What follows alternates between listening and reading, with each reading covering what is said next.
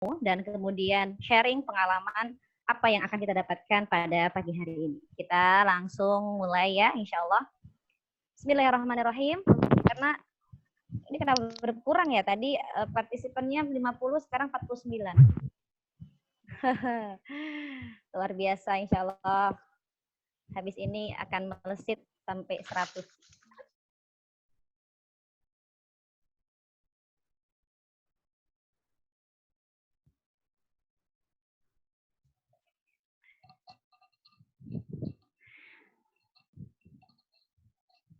Oke, siap. Kita mulai. Bismillahirrahmanirrahim. Assalamualaikum warahmatullahi taala wabarakatuh. Waalaikumsalam. Alhamdulillahirabbil alamin wa ala dunya waddin wassalatu wassalamu ala asrofil anbiya wal mursalin sayyidina maulana Muhammad wa ala alihi washabbihi ajmain amma ba'd. Puji syukur alhamdulillah kita haturkan kepada baginda kepada Allah Subhanahu wa taala yang mana kita bisa bertatap muka, bermuajahah di sini walaupun sekarang dalam keadaan pandemi ya. Tak bisa kita maksudnya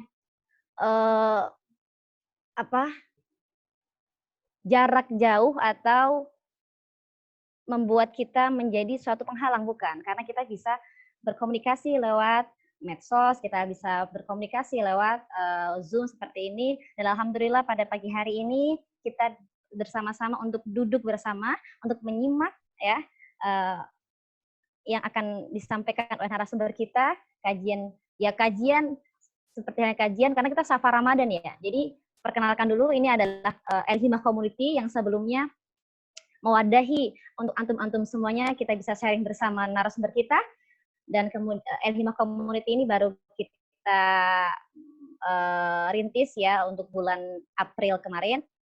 Kemudian alhamdulillah kita mewadahi untuk kajian-kajian, berbagai kajian seperti dakwah dan literasi ya. Nanti kalau antum butuh untuk kajian seperti kajian internasional, nanti kita juga akan mengundang misalnya dari beberapa dosen-dosen khususnya di internasional Islamabad, karena kita biasanya mengundang beliau.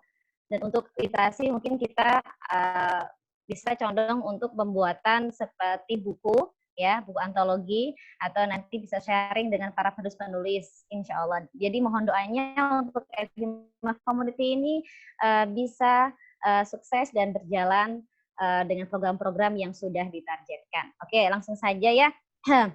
Saya di sini host ya, memimpin antum semuanya dari sekarang sampai mungkin 1 jam, 1,5 jam ke depan. Dan sebelumnya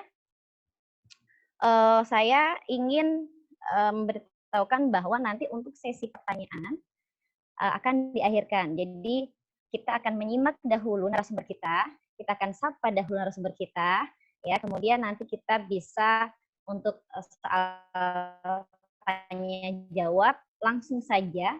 Nanti antum on-kan video antum, kemudian antum bisa tanya langsung kepada narasumber narasumber kita, yaitu Bapak Farid.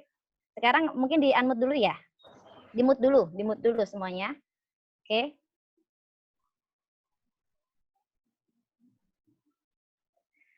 Ya.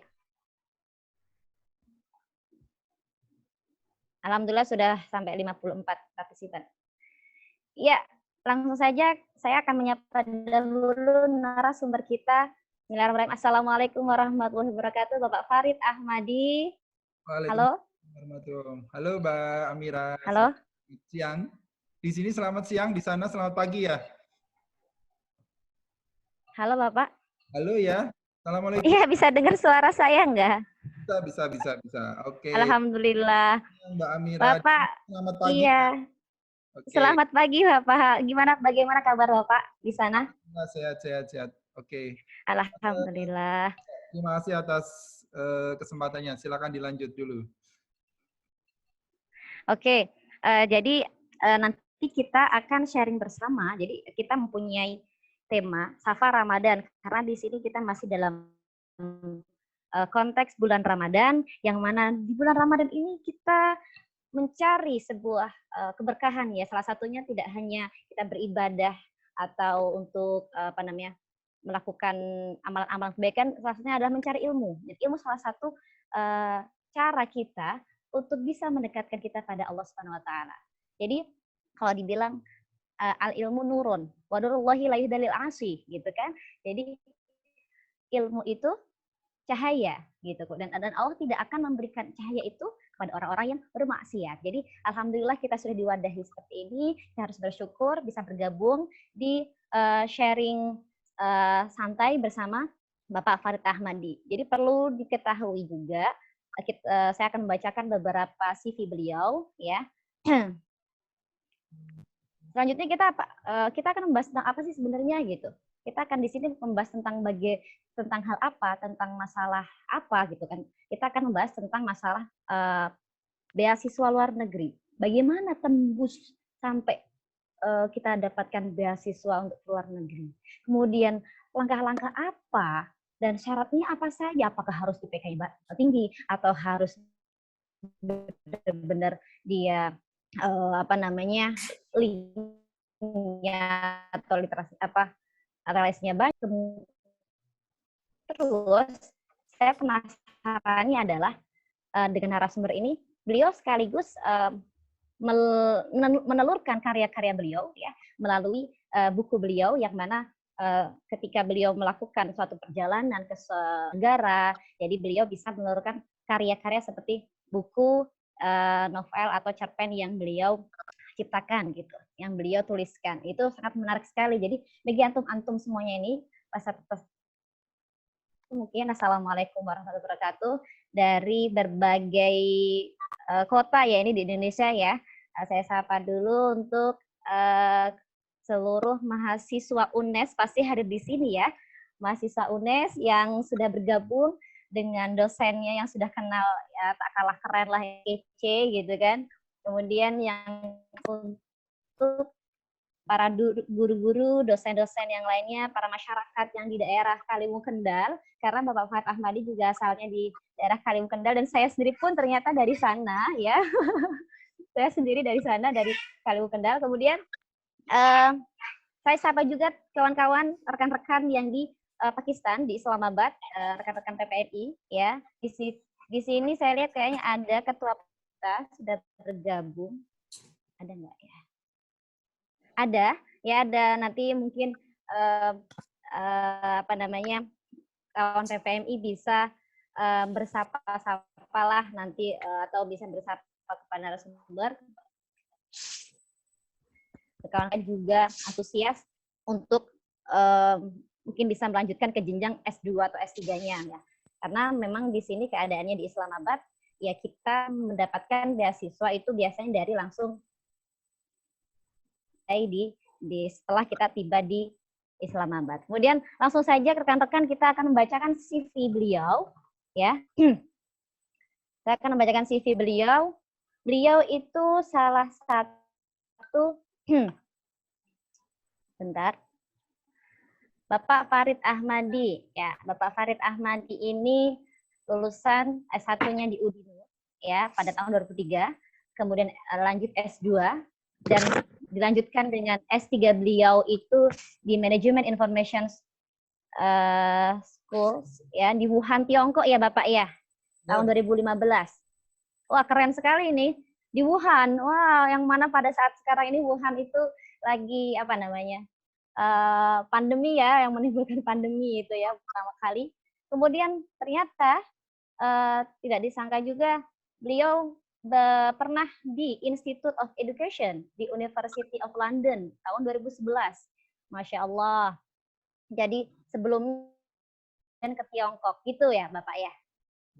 Nah, kemudian beliau juga menjabat sebagai Kaprodi S2 pengembangan kurikulum pasca sarjana di UNES, Kaprodi S2 juga, dan beliau juga banyak scholarship yang beliau dapatkan. Salah satunya di Nusantara. Dari awal beliau mendapatkan beasiswa di Magister di Yayasan Dian Nusantara, kemudian dia beasiswa Dikti, ya, kemudian beasiswa IDB, Islamic Development Bank, kemudian di China Scholarship Council di Tiongkok tahun 2016, dan penghargaan beliau, Masya Allah di sini banyak juga best paper di Osaka, Jepang, kemudian best paper di konvensi di South Korea tahun 2014, kemudian dosen berprestasi, best paper juga tentang konferensi di Manila, di EMCA, ya. Kemudian beliau termasuk member of Association Muslim Community ASEAN tahun 2018. Luar biasa. Jadi alhamdulillah kita bisa bertemu langsung dan duduk bareng lah sama beliau, kita bisa tanya-tanya, nanti antum harus kepo di sini ya. Jadi di sini tuh kajian yang kepo. Keponya bukan kepo sesuatu yang tidak bermanfaat, tapi keponya bermanfaat karena tentang ilmu gitu ya. Jadi antum harus pick up di sini, antum juga antum semuanya juga harus ceria. Maka kita akan memulai webinar ini dengan bacaan Al-Basmalah dan Al-Fatihah. Bismillahirrahmanirrahim. Alhamdulillahirabbil alamin. Ya, Rabbi shrah lana sudurana wa yassir lana umurana wahlul 'uqdatam min alsinatina yafqahu aqwalana. Ya, demikian tadi saya bacakan beberapa CV beliau dan karya-karya beliau yang berinovasi, yang menginspirasi kita semuanya. Langsung kita kembali ke narasumber yang akan memaparkan bagaimana perjalanan beliau ketika mendapatkan beasiswa dan bisa sampai sekarang menelurkan karya-karya beliau dan menjadi seorang yang bermanfaat bagi masyarakat khususnya. Ya, langsung dari Pakistan ke Indonesia. Oke, saya tangkap nih dari Pakistan ke Indonesia. Alhamdulillah. Oke. Assalamualaikum warahmatullahi wabarakatuh. Waalaikumsalam warahmatullahi wabarakatuh. Alhamdulillahirabbil alamin wa bihi nasta'in wa ala umuri dunya waddin wassalatu wassalamu ala asrofil anbiya'i wal mursalin wa ala alihi washabihi ajmain amma ba'du. Puji syukur kepada Allah Subhanahu wa taala pada siang hari ini dan pada pagi hari ini di Pakistan kita bisa bermuajahah, bertemu di dunia maya. Iya, betul. Maya. Jadi hari-hari sekarang ini kita banyak bergelut di Mbak Maya gitu ya. Yang penting bukan Maya Estianty ya, Pak ya. Oke, jadi puji syukur kepada Allah Subhanahu wa taala pada hari ini alhamdulillah sekali ya. Jadi kita semua masih diberi kesehatan, masih diberi usia yang berkah. Alhamdulillah. Kita masih bisa diberi kesempatan untuk berdiskusi bersama, berdialog bersama dengan santai, begitu ya. Jadi saya pengennya hari ini dialognya dengan santai gitu. Boleh sambil lesehan, tapi jangan sambil tiduran ya. Nanti ketiduran. Nanti terlanjur langsung. Oke, jadi kayak di pantai. Ya, jadi saya terima kasih sekali Mbak Amira ini. Mungkin perlu saya kenalkan, dia adalah saya di Kaliwungu Kendal yang sangat hebat, sangat luar biasa. Dia lagi kuliah S2 di Islamabad di Pakistan. Dan sudah berapa tahun nggak pulang Kaliwungu, Mbak? Saya sudah 3 tahun. Sudah 3 tahun nggak pulang. Iya, 3. Nah ini mau pulang, tapi karena tahun ini insya Allah pulang gitu karena tersendat. Tinggal sidang saja Bapak. Oh, tinggal. Insya Allah. Oke. Iya. Saya doakan semoga lancar dan amin ya rabbal alamin. Ini bisa lanjut studi S3 ya atau mau nikah dulu? Iya. S3 mana ini? Baik. Kemudian boleh. Ya, saya sapa juga mahasiswa saya yang dengan setia selalu berada pada kegiatan-kegiatan webinar saya begitu ya. Dan kemudian rekan kolega dosen-dosen UNES dan juga ini kita kedatangan juga dari beberapa siswa dan guru di Sekolah Indonesia Mekah dan Sekolah Indonesia Jeddah. Ya di sana luar biasa, sana kayaknya subuh tapi alhamdulillah masih punya habis subuh ya, tetapi masih punya semangat untuk bisa bergabung dengan kita. Alhamdulillah, luar biasa. Baik, ini saya manggilnya apa ini? Karena sebenarnya di sini mayoritas mahasiswa ini ya, jadi manggilnya Mbak dan Mas saja deh. Iya, terserah Bapak. Baik, mau jadi Mbak, Mas. Kita akan ngobrol santai ya. Jadi ngobrol santai. Saya juga belum tidak merasa sehebat apa yang disampaikan Mbak Amira tadi bahwa tapi memang karena ya saya sekarang sudah cukup banyak begitu ya, sehingga banyak hal yang sudah saya lakukan dari perjalanan dari mulai lahir sampai sekarang ini, bagaimana perjalanan saya ketika menempuh tadi begitu. Nah, hari ini coba kita akan sedikit fokus pada apa sih yang harus kita lakukan atau prepare apa yang harus kita lakukan ketika kita ingin mendapatkan beasiswa, terutama beasiswa luar negeri, gitu ya. Kalau Betul. ini Mbak Amira mengadakan dialog-dialognya seputar ilmu keagamaan gitu ya Mbak, seputar ilmu Iya, Islam dan sebenarnya iya. ini barangkali berbeda dengan pembahasan Makanya dan safar sebelumnya. Ya, yang saya tertarik Bapak. Jadi ini ada tentang beasiswa luar negeri. Oh insya Allah ya, pasti banyak antusias. ya, oke. Jadi kalau saya suruh berbicara masalah agama nanti kalah dengan Mbak Amira dan Oh jangan. Pakistan juga sudah bidangnya gitu ya. Oke, baik. Tadi sudah dikenalkan saya dosen di Universitas Negeri Semarang.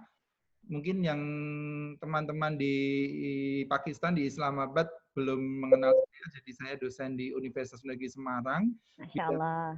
saya di IT gitu ya, sehingga Di IT. ya, kuliah saya S1 sampai S2 di IT. Hari ini coba saya akan memaparkan sedikit, jadi ini agak nanti pas obrolan saya harapkan obrolannya santai gitu ya. Serius terus takutnya imunnya jadi turun. Sepaneng nanti Bapak. Jadi santai aja, relax. Sepaneng paham nggak ini? Mahasiswa saya yang lagi menempuh skripsi ini juga memang saya anjurkan untuk ikut di sini ya. Tapi ini juga Oh gitu. ini bagian dari karena sudah 2 bulan kita tidak pernah bertemu dengan mahasiswa gitu ya, sehingga event kayak gini jadi event temu kangen dan seterusnya untuk bisa Betul. ngobrol kapan lagi kalau tidak lewat event seperti ini. Oke, Iya. baik. Sejenak coba kita lihat PowerPoint yang saya siapkan. Screen ya. Oke.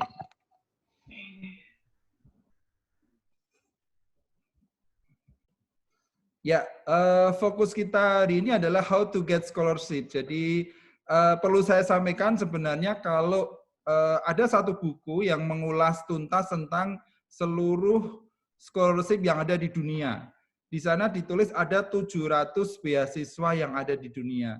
Bayangkan 700 itu banyak, angka yang cukup banyak. Dan kita sebenarnya memiliki kesempatan yang sangat luas dan sangat lebar sekali untuk mendapatkan beasiswa luar negeri.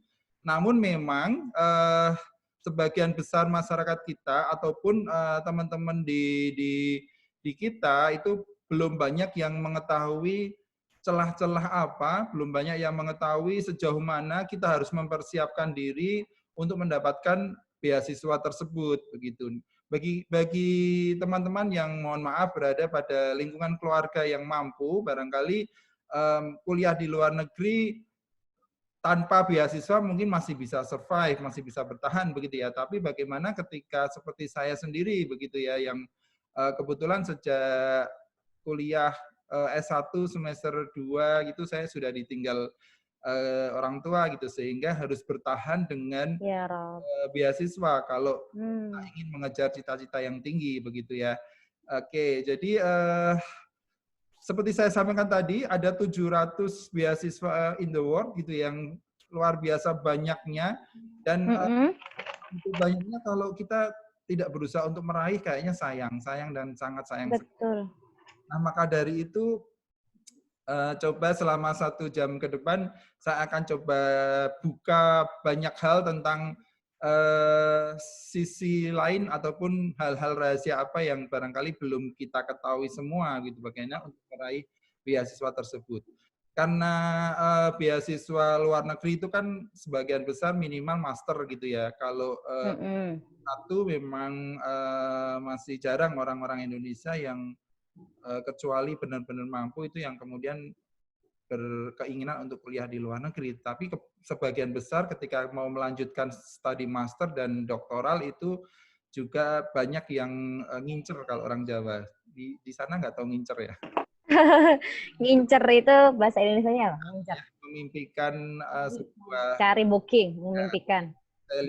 Saya lihat visualisasi PowerPoint saya adalah bagaimana kita bisa terbang ke semua negara di sana, ada di London, Roma dan seterusnya ya. Walaupun kalau sekarang tuh sepi semua. Kalau sekarang kita ke sana ya.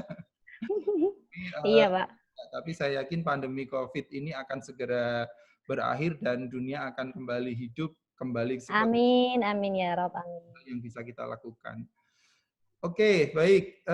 Sejenak kita coba serius dulu nih. Nanti kalau sesudah PowerPoint saya selesai ini, baru kita ngobrol santai. Karena PowerPoint saya ini lebih banyak seriusnya sepertinya. Nggak Eh, apa-apa Pak, ya, lanjut. apakah Anda semua punya mimpi keliling dunia, begitu ya? Saya yakin kalau ditanya dalam hati, semuanya pengen gitu, semuanya bermimpi. Tetapi kadang-kadang kita pesimis dulu. Pengen sih pengen, tapi apa daya gitu. Pasti kadang-kadang ada yang seperti itu. Pengen sih pengen, tapi apa saya bisa gitu. Itu hanya sebuah mimpi yang ada di angan-angan gitu ya. Bahkan ada yang bilang kalau mimpinya terlalu tinggi nanti takutnya jatuh. Kalau jatuh nanti sakit karena jatuh dari mimpi itu seperti jatuh dari kasur ya. Maka dari itu saya hari ini akan coba moga-moga Aduh. setelah mengikuti webinar ini yang sebelumnya pesimis ataupun sebelumnya beranggapan bahwa kuliah di luar negeri itu sulit, itu semoga punya sebuah optimis untuk bahwa itu bisa saya raih begitu, bisa saya raih. Nah, Oke. baik. Kemudian ini sepertinya saya akan lihatkan satu tayangan sebentar yang di mana di sini bukan saya ya. Ya, teman-teman bisa lihat. Di sini memang agak narsistis ini Mbak Amira. Jadi ini bukan untuk Biar memotivasi ini kayaknya. Iya dan seterusnya. Jadi memang 18 negara sudah saya pernah singgahi dan kalau enggak 18 negara itu adalah sebenarnya tidak ada satupun yang dengan biaya sendiri. Semuanya scholarship gitu, semuanya beasiswa. Masya Allah. Baik short course, international conference, kemudian studi non-degree, studi S3 dan seterusnya. Itu semuanya saya dapatkan dengan beasiswa. Jadi ini sehingga saya ingin mengajak kalian semua peserta di sini bahwa di luar sana banyak sekali kesempatan yang bisa kita raih asal memang kita secara tekun gitu ya, secara serius gitu mempersiapkan diri untuk bisa ke sana. Gitu. Nah, ini beberapa Kok belum muncul ya, Pak? ya. Videonya nggak muncul. Muncul nggak ini? Oh, ini aja. Ini videonya nggak muncul ya, maaf. Kawan-kawan, iya. Oh, sebentar. Nggak muncul ya. Saya kira tadi muncul. Oke, sebentar. Kalau gini muncul nggak? Mana? Kalau gini videonya muncul nggak? Nggak ya. Oke, karena ini sebenarnya live di YouTube ya. Jadi kalau saya ngeluarin YouTube, mungkin YouTube di dalam YouTube. Oh gitu. Oke, tapi nggak apa-apa. Nanti bisa di YouTube. Jadi channel YouTube saya, Farid Ahmadi. Silakan yang belum subscribe. Bisa subscribe. Promosi juga ini Mbak Amira. Iya, cuma yang muncul linknya aja Pak. Itu yang muncul. Apa? Jadi nanti subscribe aja, di sana banyak video-video saya, bahkan di sana ada juga konten-konten video saya yang fokus di bagaimana kuliah di luar negeri gitu ya. Jadi setelah mengikuti forum ini bisa dikencengin lagi dengan melihat YouTube video-video saya sehingga mungkin barangkali bisa memotivasi kalian semua untuk sebenarnya bisa kok kuliah di luar negeri itu tidak harus orang kaya gitu ya, tidak harus orang pinter gitu. Saya juga jujur saya SMA juga nggak pernah masuk ranking gitu ya, 3 besar itu nggak pernah masuk gitu ya. Kemudian lulus SMA. Masa Bapak? Iya, lulus SMA juga saya 2 tahun tidak pernah bisa diterima di universitas negeri gitu karena UMPTN saya selalu gagal gitu dan akhirnya saya kuliah di Udinus yang tanpa UMPTN itu karena swasta ya. Tapi saya yakin kegagalan adalah sebuah keberhasilan yang tertunda begitu ya. Jadi teman-teman semua di sini jangan berpikir kalau saya ini dari desa Pak, saya ini kurang mampu Pak, saya ini orang tua nggak punya, orang tua kerjanya cuman biasa-biasa saja. Mana bisa saya bisa ke luar negeri gitu ya. Jadi sejarah hidup saya bisa menjadi sebuah contoh ataupun bisa menjadi sebuah sejarah bahwa orang-orang yang lahir dari kalangan tidak mampu ataupun orang-orang yang lahir di desa pun asal memang memiliki keinginan yang kuat untuk bisa terbang ke luar negeri, akhirnya bisa juga begitu.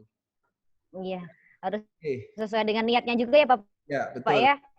Saya lanjut dulu share Ingin screen-nya. Anda lihat. Oke. Iya. Ya, baik. Saya lanjut aja berikutnya. Nah, ini coba deh 8 kalimat ini, 8 prinsip ini kalau bisa kita pegang dalam kehidupan kita sehari-hari, insya Allah siap untuk sukses dan sukses gitu, mengejar impian gitu ya. Amin, amin, Yakin amin. yang pertama usaha menentukan hasil. Tidak ada usaha yang tidak menghasilkan begitu ya, tidak usaha yang mengkhianati hasil itu kata orang-orang sekarang ya, orang milenial. Nah, jadi ketika kita berusaha gitu ya, semakin besar usahanya, saya yakin hasilnya juga semakin besar gitu ya. Jadi menentukan persentase usaha kita akan menentukan sejauh mana persentase hasil kita di kemudian hari begitu ya. Kalau dulu ya, jadi waktu SMA gitu saya teman-teman di kelas itu barangkali menganggap alah bahasa Inggris buat apa sih kita di SMA di desa kok gitu ya, di daerah gitu ya. Tapi Iya, saya kemudian iya. waktu itu bermimpi untuk bagaimana bisa ngobrol dengan orang luar negeri. Akhirnya waktu SMA pun saya udah kursus bahasa Inggris begitu ya. Jadi di Kendal juga di Semarang gitu. Sementara yang lain selesai sekolah SMA langsung pulang, setelah kelas langsung pulang. Saya kemudian Oh, masih kursus bahasa Inggris yang waktu itu tidak banyak anak-anak SMA yang mau zaman itu. Kalau zaman sekarang sih memang banyak ya, zaman tahun 90-an masih menganggap bahwa bahasa Inggris tidak terlalu penting gitu. Nah, itu sudah saya lakukan dulu. Kemudian lakukan yang terbaik ya, tanggal lakukan yang terbaik. 90-an, Pak? Ya, Oke. 90-an. Tua banget ya ternyata ya. 90 Mbak Amira belum lahir ya. 90 saya baru lahir itu. 95 tepatnya. Baru itu saya, Pak. Oke, kemudian terus berusaha jangan Ada. menyerah, gantungkan mimpi setinggi langit, kenali diri sendiri, maksudnya yang kelima, kenali diri itu adalah untuk melanjutkan konsistensi kita di bidang apa yang akan kita tekuni gitu ya. Jadi kalau merasa saya sepertinya kok expert atau saya lebih banyak berminat di bidang seni gitu. Oke lah, kejar mimpimu di bidang seni gitu. Jadi ketika nanti harus kuliah ke luar negeri juga mengambil major yang di bidang art dan seterusnya gitu ya. Kemudian jadikan kelemahan sebagai motivasi hidup gitu ya. Jadi jangan jadikan kelemahan menjadi sebuah rintangan atau hambatan dalam kita melanjutkan Sebuah cita-cita. rintangan. Nah, begitu. Kemudian jadilah pemenang, minimal Baik. pada diri sendiri dan percaya bahwa kita bisa melakukan. Percaya deh bahwa saya bisa gitu. Kalau orang lain bisa, ngapain saya nggak bisa gitu. Itu yang selalu harus kita, prinsip yang harus kita lakukan gitu. Oke, saya lanjut dulu. Ya, jadi ada 5 hal ya sebenarnya yang harus kita siapkan ketika kita Betul banget itu, Pak. ya ada 5 hal ketika Masya kita Allah. ingin kuliah di luar negeri. Yang pertama memang kemampuan bahasa Inggris ini menjadi angka nomor 1 karena mutlak ya. Kita kan bukan negara yang first English language gitu ya, bukan menjadi negara yang English language. bahasa ibunya bukan bahasa Inggris, sehingga kita harus mengasah kemampuan bahasa Inggris ini dengan cara kalau disertai dengan kursus formal gitu ya. Selain itu juga mungkin kita sering membaca tulisan-tulisan bahasa Inggris, sering melihat video-video bahasa Inggris, sering berkomunikasi dengan temannya bahasa Inggris dan seterusnya, nanti lama-lama akan terasah. Terbiasa. Jadi skill seperti computer skill, kemudian English skill itu layaknya kita mengendara mobil gitu ya. Semakin sering kita mengendara mobil, otomatis kelihayan kita dalam menjadi driver itu akan semakin lincah juga gitu ya. Kita, apapun medan di jalanan bisa kita atasi ketika jam terbangnya memang tinggi. Nah, kemudian bagaimana kemampuan bahasa Inggris kita akan baik kalau jam terbang kita tidak kita ciptakan tiap hari gitu ya. Nah, sehingga kesempatan untuk selalu melihat, membaca, dan mengkomunikasikan dalam bentuk bahasa Inggris itu yang harus banyak kita lakukan. Nah, yang kedua sebaiknya memiliki pengalaman organisasi. Jadi teman-teman yang lain, Mbak Amira juga mungkin barangkali sangat, saya sendiri juga sangat merasakan bagaimana manfaat organisasi gitu ya. Betul. Dulu di Udinu saya ke presiden mahasiswa BEM gitu ya. Kemudian Masya Allah. juga saya akhirnya banyak bisa tahu menjadi seorang pribadi yang harus memiliki kekuatan yang lebih dari yang lain gitu ya. Nah, itu menjadi sebuah kekuatan kita juga dalam melangkah jembatan menuju sukses. Kemudian yang ketiga maaf, itu adalah kita menentukan pilihan kampus ya, menentukan pilihan kampus. Sepertinya misalkan kita pengen di Eropa gitu ya, jadi kita searching di internet gitu, universitas-universitas terkemuka di Eropa itu mana saja. Nah, kemudian kita tentukan. Jadi setelah itu baru kita menyiapkan kurikulum vitae yang formatnya secara sistematis. Gitu. Nanti saya tunjukkan format kurikulum vitae yang menarik seperti apa, yang tidak hanya sekedar panjang, yang seperti melamar kerja di perusahaan gitu ya, ataupun yang dulu tulis tangan gitu melamar kerja itu CV panjang itu tidak sistematis. Kemudian yang kelima menyiapkan statement of purpose (SOP) yang matang.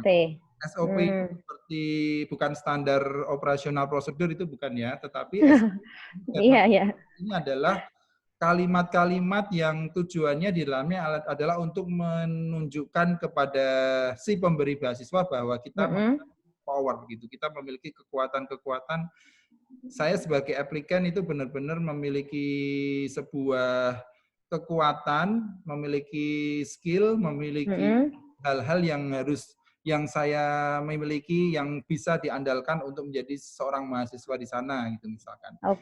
Itu kalau kita kayak mau ngerayu seseorang yang ingin kita jadikan pasangan hidup gitu ya, kita tuh baik kan bahwa saya pinter masak, saya pinter ini gitu. Nah, yang dari statement of purpose yang kita tulis yang ini menjadi bagian dari persyaratan beasiswa di luar negeri. Begitu. Oke, ya. Baik, yang pertama saya ulas tentang tadi kan, yang pertama adalah meningkatkan kemampuan bahasa Inggris. Nah, apalagi sekarang ini banyak sekali aplikasi-aplikasi yang ada. Bahasa Inggris. Ya, baik berbasis Android, mobile gitu, ataupun bisa langsung dibuka di web browser gitu. Ya, jadi mulai ada Duolingo, Memrise, Hello English, Busuu, BBC Learning English, Babbel, Aba English ini aplikasi-aplikasi yang bisa kita install di Play Store. Dan itu tujuannya untuk bisa meningkatkan kemampuan kita bahasa Inggris. Apalagi masa pandemi ini kita jelas tidak mungkin kursus di luar gitu ya. Nah, aplikasi-aplikasi ini bisa bermanfaat untuk meningkatkan kemampuan bahasa Inggris kita. Gitu. Baik dari yang basic kemudian sampai ke yang expert. Itu semuanya ada di aplikasi-aplikasi ini. Itu silakan nanti saya yakin mahasiswa yang jiwa-jiwa muda ini sangat mudah sekali menemukan aplikasi-aplikasi ini di Play Store. Sudah banyak tersebar, Bapak. Kan saya yakin sudah banyak digunakan pada kalian. Apalagi yang lagi skripsi ini, kalau bikin abstraknya pasti carinya Google Translate. Nah, itu yang akhirnya aplikasi-aplikasi ini selain untuk mengasah writing, listening, speaking ada di sini begitu. Oke.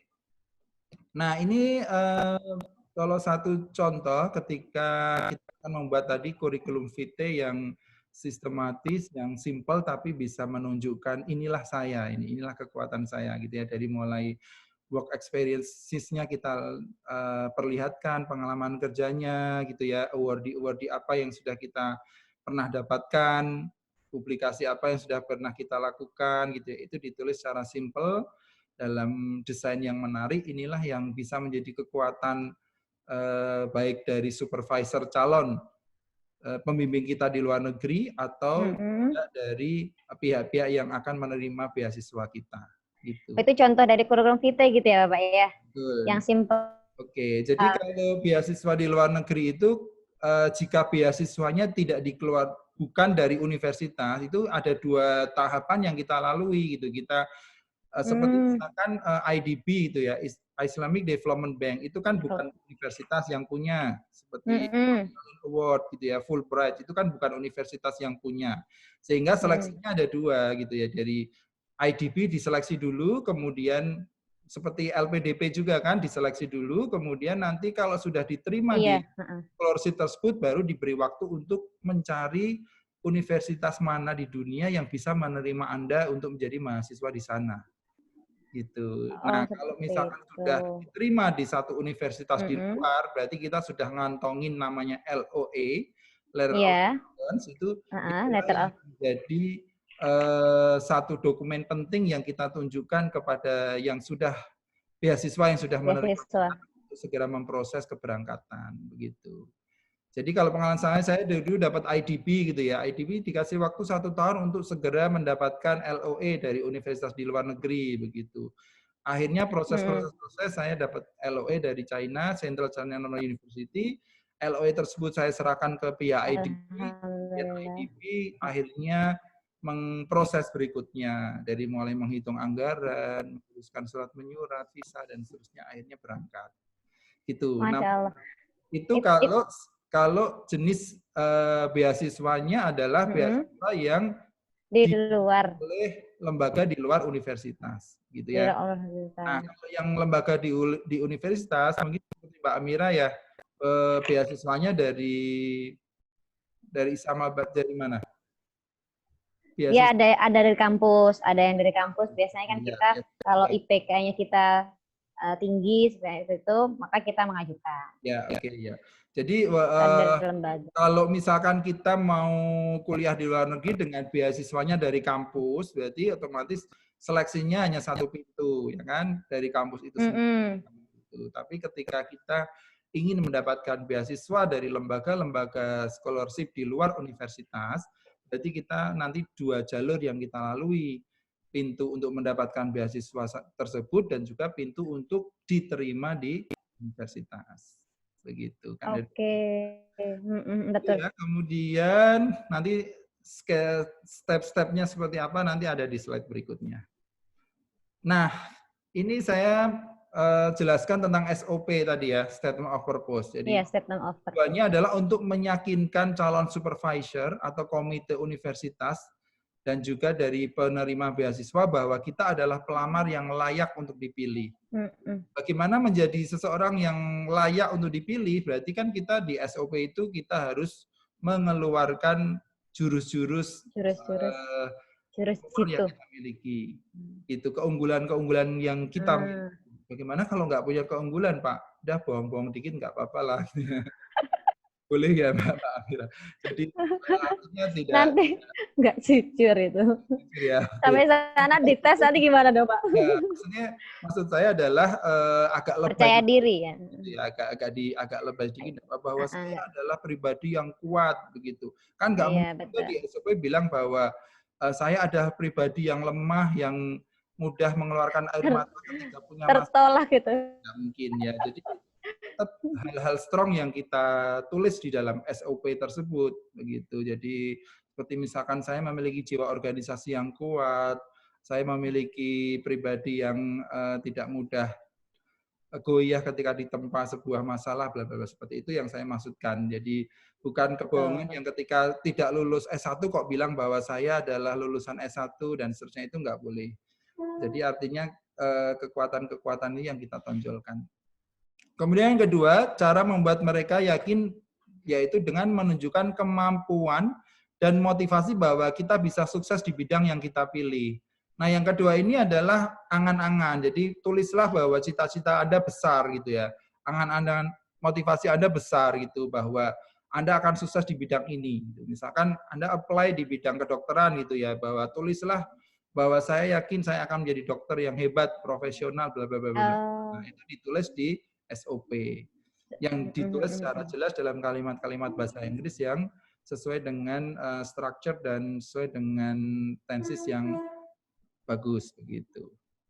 Itu tujuannya. Berarti itu masuk dalam CV ya Pak ya biasanya?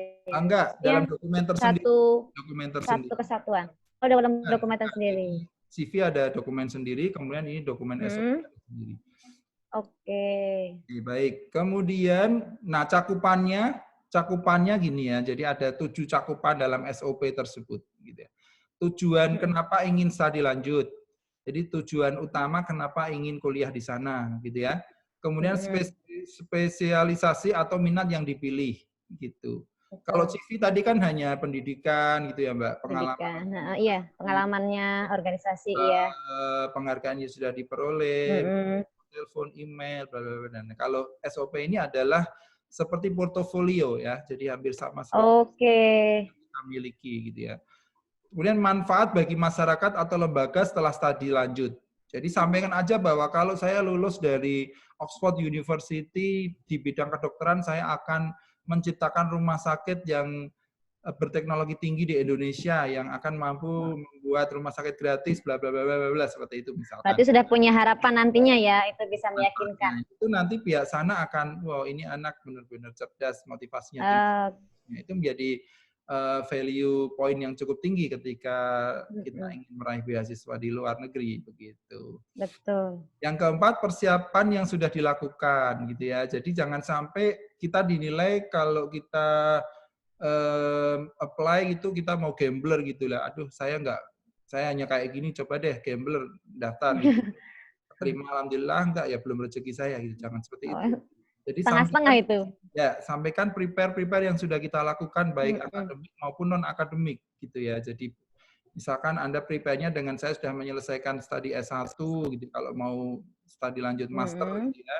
Kemudian kursus-kursus yang sudah saya lakukan gitu, kursus bahasa Inggris, kursus apa, kemudian kegiatan-kegiatan organisasi apa yang sudah pernah saya lakukan, itu semuanya ditulis dalam rangka untuk mempersiapkan diri studi lanjut di luar negeri. Gitu. Ya, kemudian nomor 5, menjelaskan jika ada nilai akademik yang naik turun. Ini kenapa harus ada seperti itu? Nggak apa-apa. Jadi proses kita dapat nilai itu kan tidak semua orang ranking 1 semua ya. IP tidak semua orang stuck di 4 semua. Jadi naik turunnya bisa dikatakan boleh. Kemudian hal-hal yang belum terungkap dalam form pendaftaran. Jadi nanti kalau kita apply beasiswa luar negeri kan lewat online. Jadi kalau yang sudah ada dalam isian online itu tidak perlu kita tulis di SOP.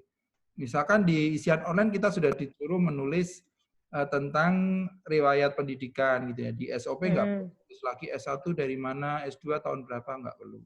Jadi hal-hal yang perlu ya, Pak. Pendaftaran baru kita tulis di SOP ya. Kemudian alasan yang kuat kenapa mendaftar di universitas yang dituju. Gitu. Sehingga itu bisa daya tarik kenapa saya mau kuliah di universitas tersebut gitu. Mungkin diungkapkan akreditasinya universitas tersebut seperti apa, kekuatan rankingnya di universitas tersebut seperti apa gitu ya. Dengan tujuan Anda kuliah seperti apa. Gitu. Nah, itu menjadi sebuah kekuatan di SOP. Oke, kecepatan enggak ini saya? Enggak kayaknya. Insya Allah enggak. Oke, baik. Santai kita, santai fokus tapi. Anda tetap fokus. Baik.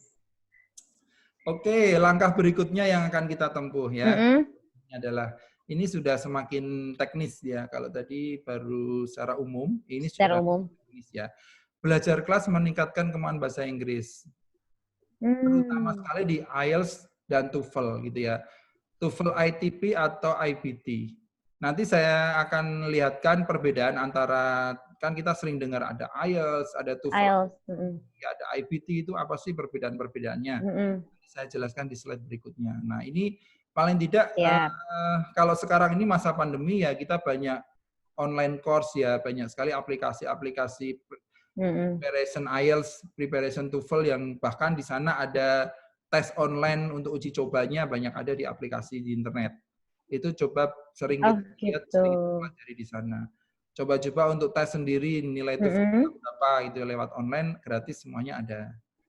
Nah, kemudian yang kedua, mencari informasi penyedia beasiswa melalui website ya. Jadi clue-nya nanti seperti apa dalam searching by website nanti saya sampaikan di slide berikutnya. Jadi kata-kata kunci apa yang bisa kita dapatkan melihat untuk mendapatkan informasi yang cepat gitu ya.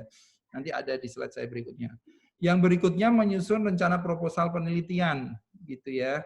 Kemudian yang keempat, mulai mencari supervisor atau calon pembimbing. Karena jadi syarat beasiswa luar negeri yang dia ACC sudah fix diterima mendapatkan beasiswa tersebut, kita harus sudah menunjukkan nilai IELTS TOEFL yang standar mereka, ya, kemudian juga menyerahkan proposal penelitian, begitu, dan sudah memperlihatkan calon supervisornya siapa. Nah, melihatkan calon supervisornya siapa itu dengan cara memperlihatkan dokumen LOA, Letter of Agreement. Bahwa di luar sana ada profesor yang menyetujui untuk menjadi pembimbing kita kalau kita sudah diterima di sana. Itu yang harus kita lakukan. Kemudian apply beasiswa melalui website, ya semuanya lewat website. Setelah kita apply, ikutin seluruh persyaratan, tata cara, kemudian proses semuanya diikutin. Jadi jangan kemudian kalau baru sebulan kok nggak ada info apapun, saya sudah apply nih Pak, 1 bulan nggak ada balasan apa-apa, itu jangan putus asa dulu. Prosesnya sekitar minimal itu 1 tahun proses tersebut. Ini kita berbicaranya beasiswa ya, kalau berbicara kuliah sendiri, biaya mandiri 1 ya. tahun minimal. Iya, jadi untuk preparation ini ya dari mulai mempersiapkan IELTS dan seterusnya itu kalau yang IELTS-nya barangkali dari kecil sudah memiliki bakat bahasa Inggris yang tinggi gitu ya. Dari kemudian bahkan kuliah satunya juga bahasa Inggris, nilai TOEFL-nya sudah tinggi sih, barangkali prosesnya bisa kita pangkas gitu ya. Tapi kalau seperti saya pribadi terus terang memang karena bukan bidangnya bahasa Inggris juga saya mempersiapkan IELTS TOEFL itu 1 tahun juga dulu. Kursus sana, kursus sini gitu ya, 1 tahun juga sehingga Dari sebelum. bahkan 2 tahun saya ya, jadi mulai prepare bahasa Inggris dan prepare mencari beasiswa 2 tahun saya. Gitu. Makanya saya katakan Gitu. kenapa saya katakan minim 1 tahun biar Anda juga tidak ketika baru sebentar sebulan keteteran ya Pak. Gagal gitu masih sudah merasa gagal itu enggak. Itu yang Bapak yang poin 4 itu mencari supervisor itu maksudnya kalau mencari supervisor pembimbing yang gimana Pak? Ya, jadi gini, beberapa universitas gitu ya, terutama di Eropa, Australia itu banyak yang mensyaratkan ketika mau diterima di universitas sana, dia harus punya LOA, Letter of Agreement, punya surat bahwa seorang profesor atau supervisor di sana sudah menyetujui Anda menjadi mahasiswanya.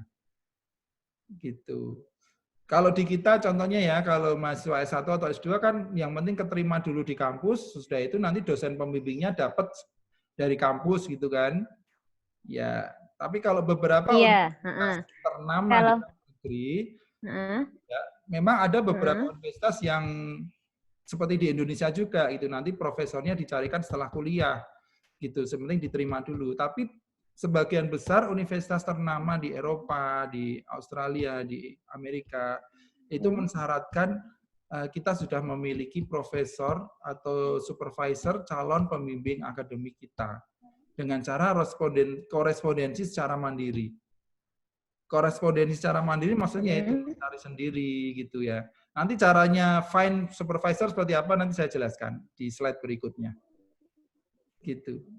Jadi intinya poin 4 itu adalah universitas-universitas di luar negeri yang ternama, begitu dia mensyaratkan untuk bisa diterima menjadi mahasiswa baru di sana, itu mensyaratkan calon mahasiswa tersebut sudah memiliki supervisor, sudah memiliki calon pembimbing.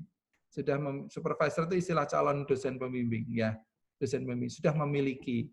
Nah, memilikinya dengan cara kita usaha sendiri untuk mencari. Nah, cara mencarinya seperti apa? Nanti di slide saya beri. How to find supervisor. Oke, penasaran ini. Ya.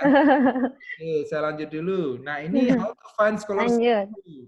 Kalau tadi nanti setelah ini how to find supervisor. Ini sekarang how to find scholarship. Ya, jadi yang pertama googling. Jadi memang internet itu menjadi sebuah media yang sangat membantu kita dalam usaha kita untuk mencari beasiswa luar negeri.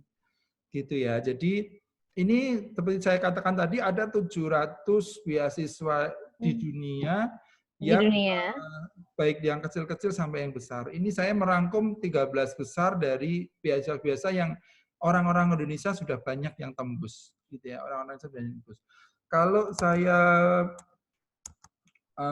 boleh lihatkan buku tentang mana ya? Di sini, sorry. Ya, ini buku nanti boleh saya share di sini. Di sini ada kumpulan beasiswa luar negeri, ke luar negeri ya. Ini sudah di sini mengungkap seluruh beasiswa yang ada di luar negeri. Gitu. Ya, di sini dari mulai Malaysia, Korea, kemudian banyak ini semuanya ada di sini. Saya bilang tadi ada 700 beasiswa ya.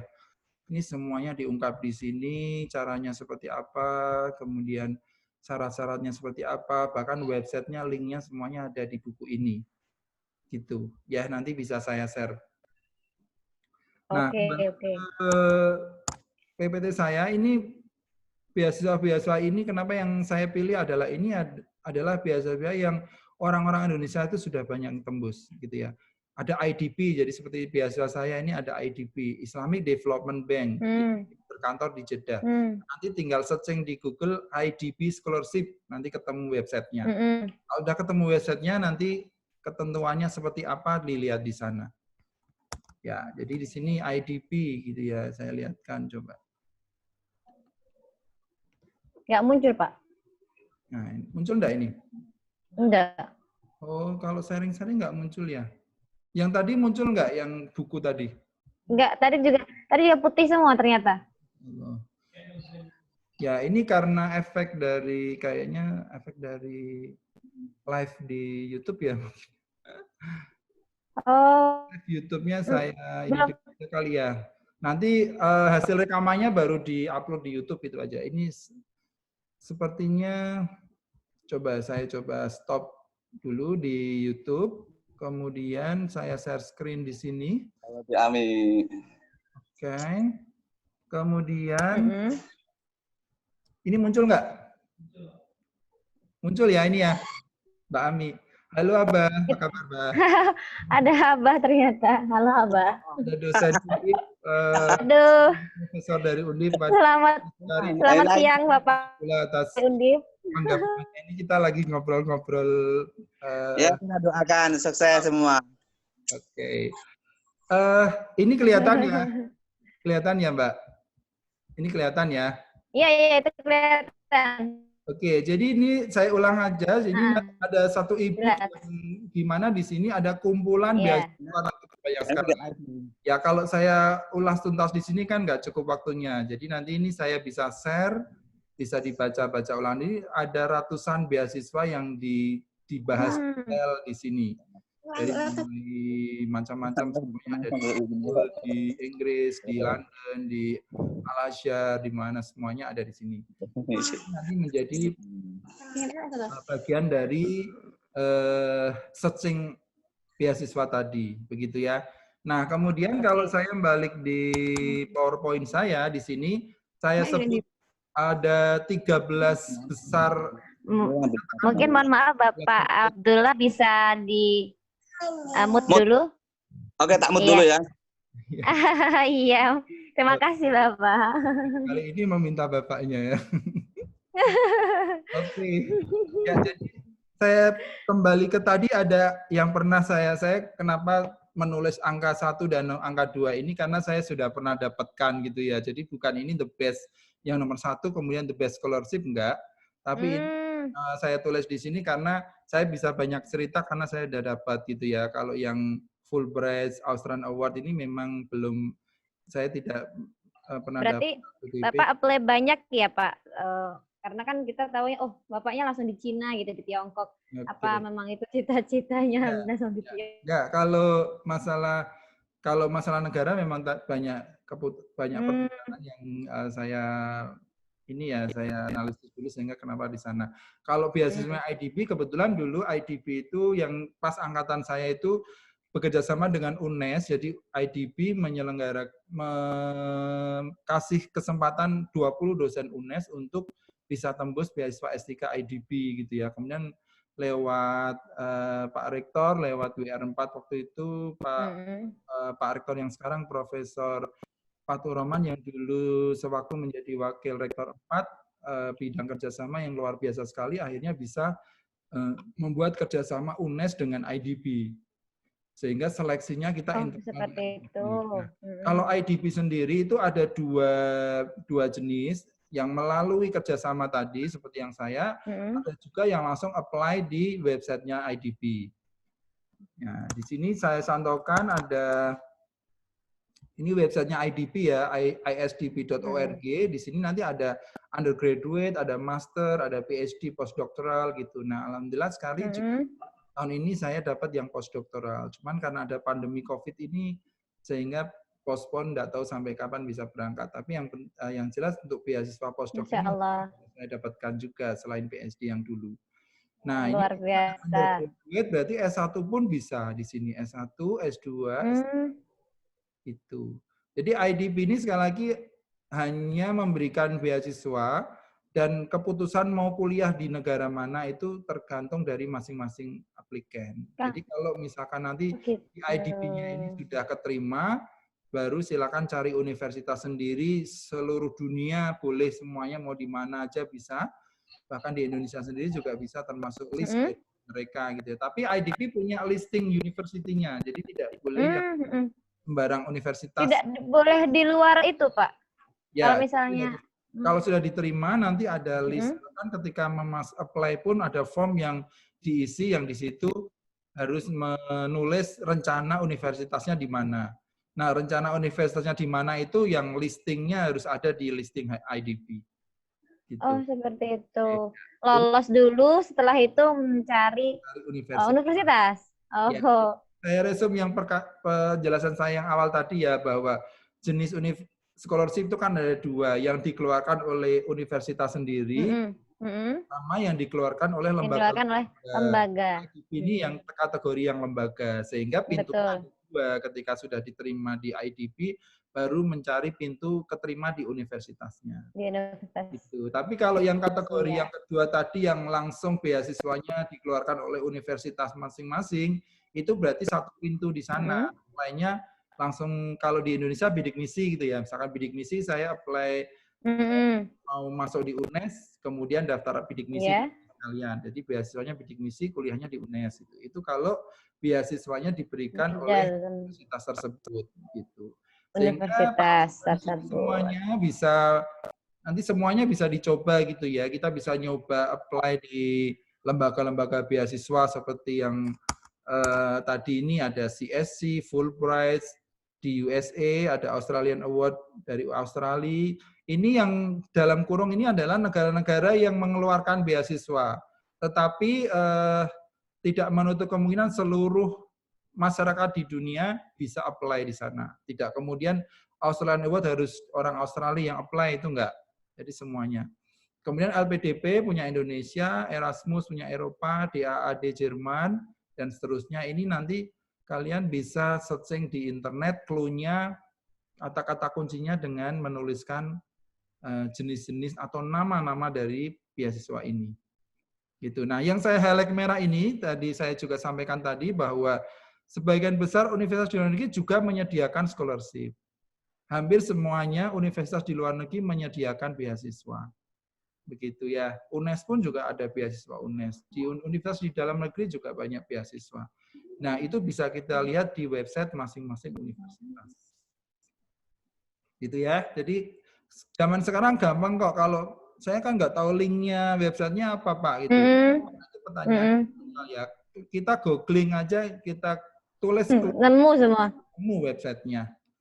Iya. Apalagi sekarang masa pandemi ini banyak orang sekarang concern di hal-hal online yang kita lakukan. Teknologi semua sekarang. Ya, oke. Baik, saya lanjut. Oke, lanjut, ini Pak. Tadi yang seterusnya, jadi yang pertama adalah mencari dulu beasiswanya apa ya. Kemudian kalau kita sudah ketemu, tadi salah satu contoh misalkan IDP, saya sudah ketemu websitenya. Pelajari syarat dan ketentuan dari beasiswa tersebut melalui website tersebut tadi. Jadi di websitenya kan secara detail tadi sudah saya tunjukkan ya, syaratnya apa, tahapan-tahapannya apa, yang di-upload apa saja, itu semuanya ada di website. Ya, sekali lagi ini balik lagi ke kemampuan bahasa Inggris ya, karena websitenya kan nggak mungkin bahasa Indonesia, apalagi bahasa Kaliwungu apalagi. Ya, makanya websitenya semuanya bahasa Inggris. Nah, ini juga kemampuan, makanya kemampuan bahasa Inggris tadi saya tempatkan nomor 1 ya, karena kalau kita sudah memiliki kemampuan bahasa Inggrisnya, kita bisa tahu di website. Kalau masih tulisan di website sih kita mudah ditranslate gitu ya, itu juga bisa. Kalau misalkan kita nanti tes TOEFL, IELTS itu harus ada speaking, itu yang harus diasah. Kemudian mempersiapkan semua persyaratan, mulai apply ke via website, setelah itu baru tahapan-tahapan kita ikuti.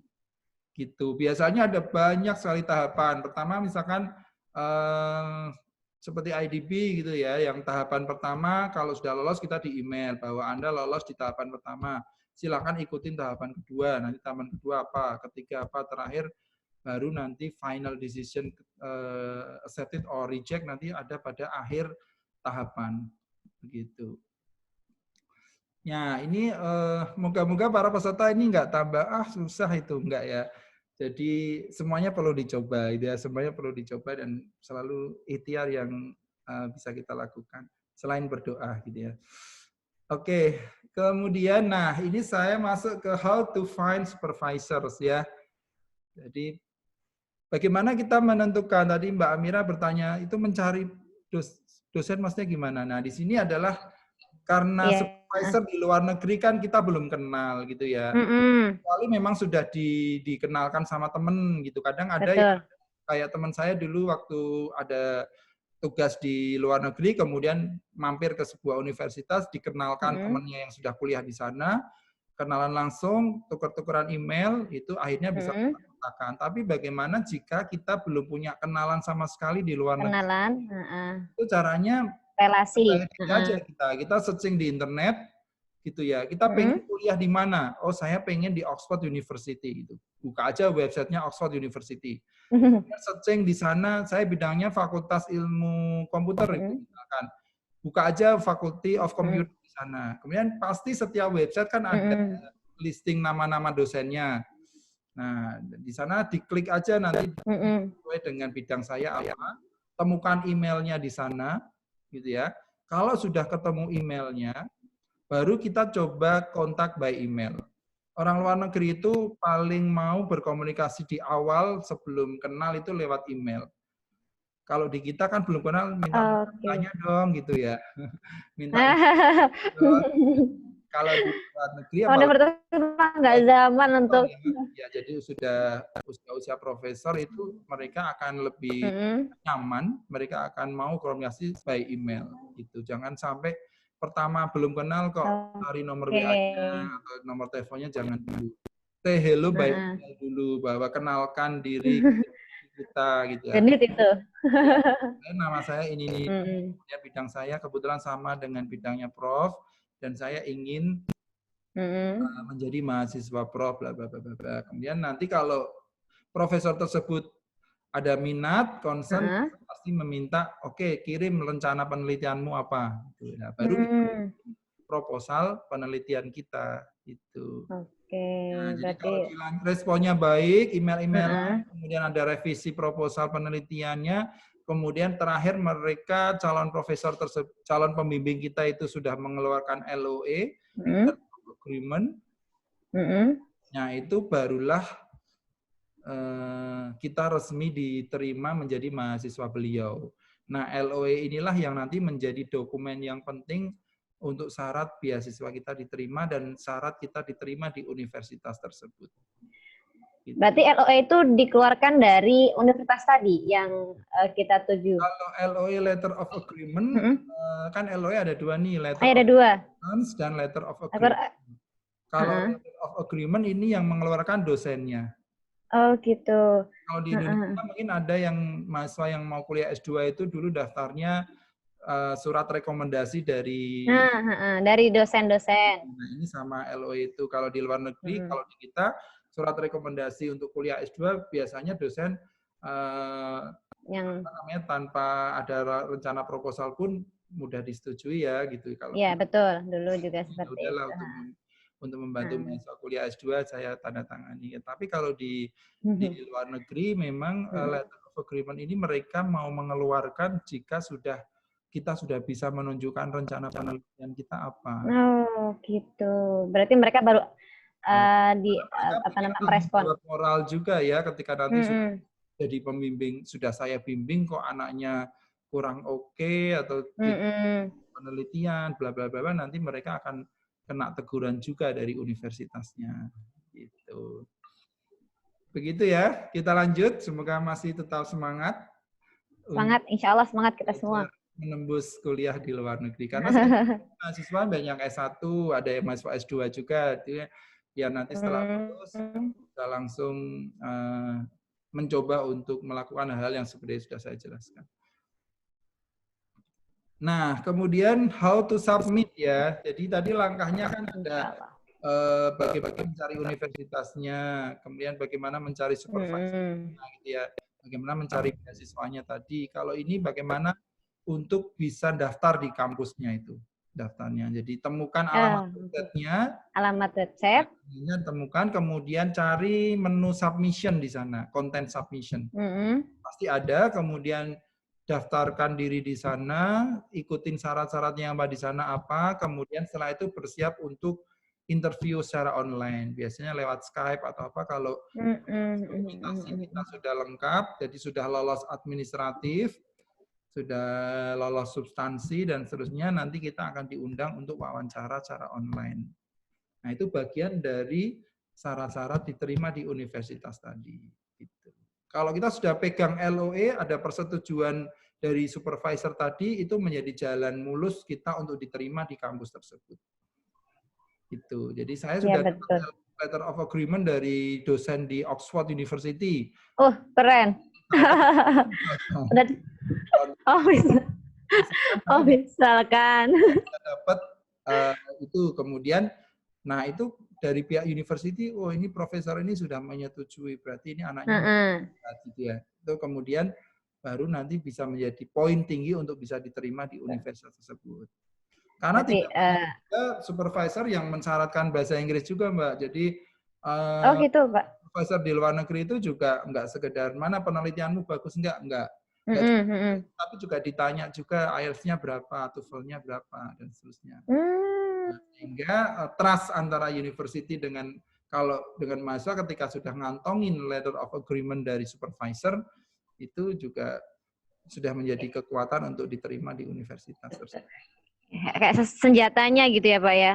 Udah bawa senjata nanti langsung menjadi kunci untuk bisa kemana-mana. Betul. Jadi kalau kita misalkan sudah diterima beasiswanya, jangan bersenang hati dulu karena kalau kita sudah dapat beasiswanya dari IDB misalkan, kita nggak dapat LOE dari universitas ya, sama juga kita nggak bisa kuliah juga gitu ya. Oh gitu. Nanti masih banyak step-step yang harus ditempuh. Oke, saya lanjut dulu ya. Oke, ini lanjut Pak. Slide akhir dari kita sudah 1 jam belum ini Mbak? Udah 1 jam sudah. Tapi kan tadi kita mulainya molor.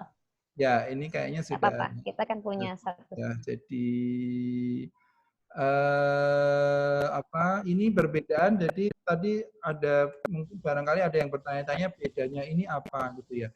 Kalau untuk rekomendasi apply study ke luar negeri itu biasanya universitas atau beasiswa itu mensyaratkan antara TOEFL IBT dan IELTS. Kalau TOEFL ITP biasanya dilakukan di lokal ya, di dalam negeri gitu. Nah, bedanya apa sih antara ini TOEFL ITP, IBT dan IELTS itu ya. Di sini bedanya kalau TOEFL ITP itu nasional internasional ya itu. Kertas berstandar nasional. Nah, kontennya hanya listening comprehension, structure and written expression, and vocabulary and reading comprehension. Nah, ini kalau dilakukan ITP, TOEFL ITP. Biasanya kalau lembaga-lembaga di Indonesia yang berskala nasional itu hanya minimal mensyaratkan ITP aja udah cukup. Tapi kalau universitas di luar negeri mensyaratkan standar internasional, antara kalau nggak TOEFL IBT ya IELTS. Gitu. Bedanya ada memang kalau IBT itu berbasis komputer. Ini yang antara TOEFL IBT dan IELTS ini sama-sama berskala internasional. Tapi kalau IBT dengan based computer ya CBT, computer based test, dengan kemudian kalau IELTS masih menggunakan kertas, pakai urek-urekan. Oh gitu. Nah, berarti yang TOEFL IBT itu yang udah komputer ya? Ya, udah komputer. Nah, kemudian kompetensi yang diujikan ini hampir sama, reading, listening, writing, and speaking. Ini juga listening, writing. Juga bedanya kalau di TOEFL IBT itu speakingnya hanya menjawab pertanyaan di sistem. Karena berbasis komputer kan yang IBT ini. Nah, jadi nanti pas sesudah jawab reading, listening, writing, kemudian soal speakingnya nanti di sistem itu, di aplikasi itu akan berbicara pertanyaan, nanti kita jawab. Misalnya ada pertanyaan, nanti kita jawab secara speaking langsung gitu. Oh. Tapi kalau IELTS, karena hanya tes langsung di sebuah ruangan dengan menggunakan kertas, pas speakingnya itu harus ada penguji langsung namanya examiner native yang didatangkan dari langsung ke Indonesia yang ngetes secara langsung ketemu face to face untuk ngobrol tentang face to face. Oke. Bedanya IELTS. Ya, jadi nanti bagaimana pilihannya Pak? Saya mau memilih yang mana sih? Ya itu tergantung beasiswa dan kampusnya tersebut. Persyaratannya ya Pak ya? Tergantung dari. Kalau mereka menulisnya TOEFL minimal, TOEFL ITP itu berarti lebih ringan nih.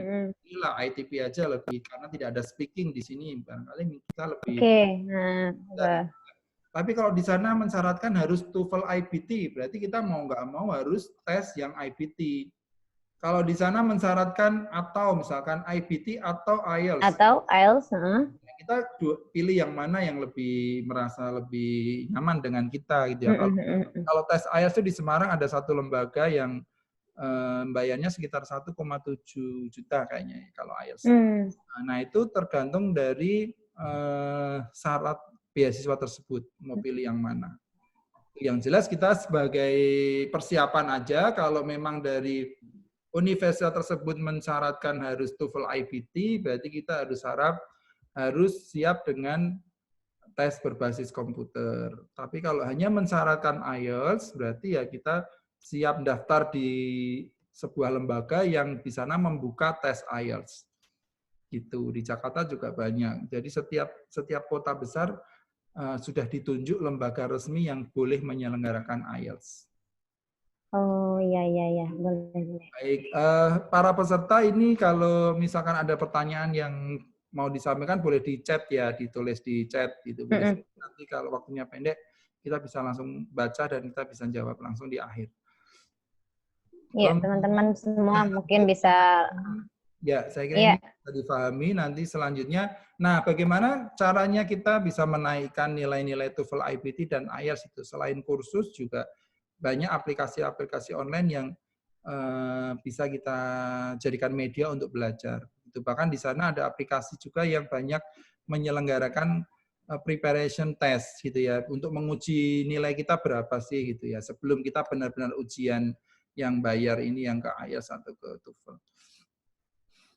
Nah, kemudian ya, jadi secara ringkas yang bisa saya gambarkan di akhir slide ini, visualisasinya seperti ini gitu ya. Ada yang penting kita sudah ngantongin dulu sertifikat baik TOEFL atau IELTS, find supervisor, mencari supervisor dengan cara menulis research proposal gitu ya. Dan baru kita apply beasiswa dan apply university. Ya, setelah itu kita siap-siap untuk interview. Kalau sudah dikantongin LOA, Letter of Acceptance, kita baru ready to study abroad. Dan kita siap untuk melancong ke luar negeri untuk studi lanjut. Gitu. Oke, Masya Allah. Sekarang, if you have any question, I would happy to answer. Tahapannya itu luar biasa.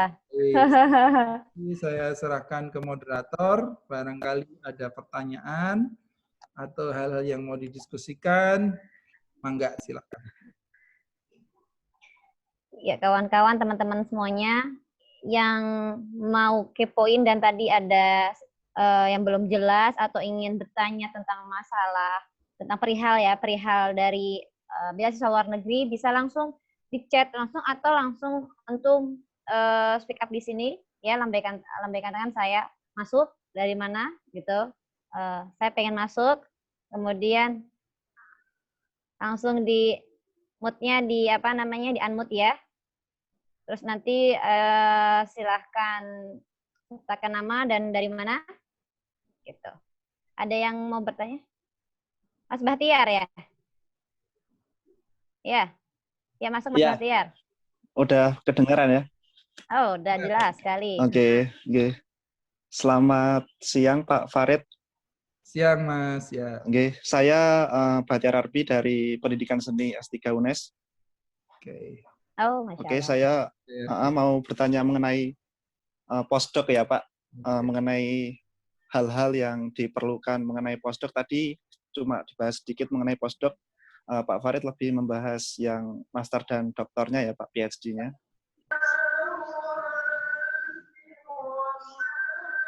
Halo Mbak Mira. Nggak ada juga. Iya, halo Pak. Ya, silakan. Ya, bisa dibuka suara saya? Halo?